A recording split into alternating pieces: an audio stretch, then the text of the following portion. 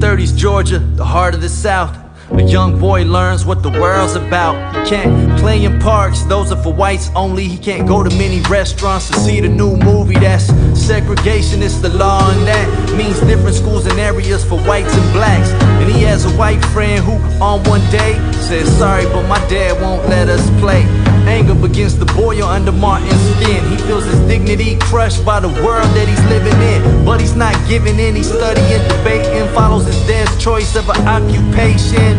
Becomes a minister, a leader in the church. And the young Reverend King, he gets to work in Montgomery, Alabama, where Rosa Parks is the spark that ignites the fight for civil rights. She refuses to move to the back of the bus, even though the law says that black people must. She's arrested. This is the act that King needs to stand up and fight for equality. He leads a bus boycott in Montgomery. Black folks refuse to ride and it hurts the economy. See, people might ignore your speeches and songs, but they tend to pay attention when their money is gone. The boycott lasts over a year, making news, and King becomes a leader in the civil rights movement. Civil rights are rights that every person should have, but those rights have been denied to blacks, and that's what Dr. King says. So even though we face the difficulties of today and tomorrow, I still have a dream.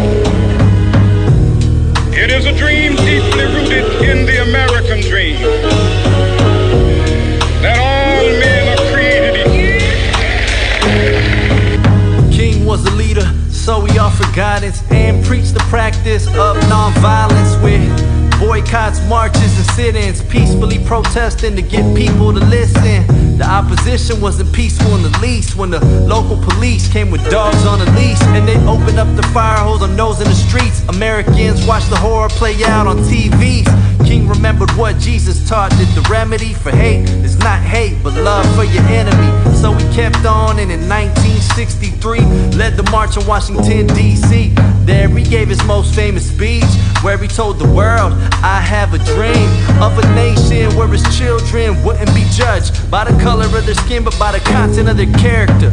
This plea resonated in America, and new laws helped break down some barriers then. In 1968, a white man with hatred in his heart and a gun in his hand shot and killed Dr. Martin Luther King.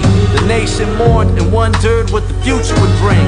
The future is now. If King were there with you, would you tell him his dream came true?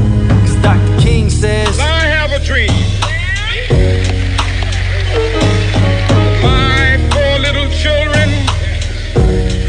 One day live in a nation where they will not be judged by the color of their skin, but by the content of their character. I have a dream today.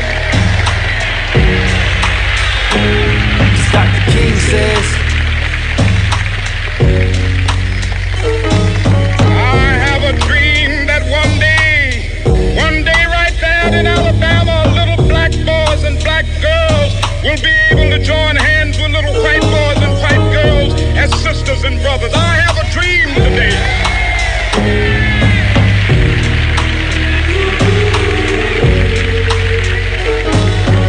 This is our hope. This is the faith that I go back to the South with. With this faith, we will be able to work together, to pray together, to struggle together, to go to jail together, to stand up for freedom together, knowing that we will be free one day. This will be the day. This will be the day when all of God's children will be able to sing with new meaning, my country, tears of thee. Sweet land of liberty of thee I sing.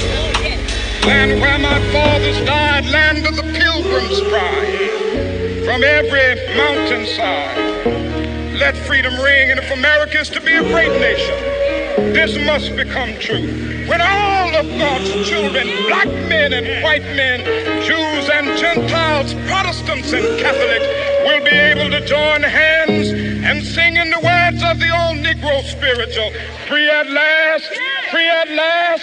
Thank God Almighty, we are free at last.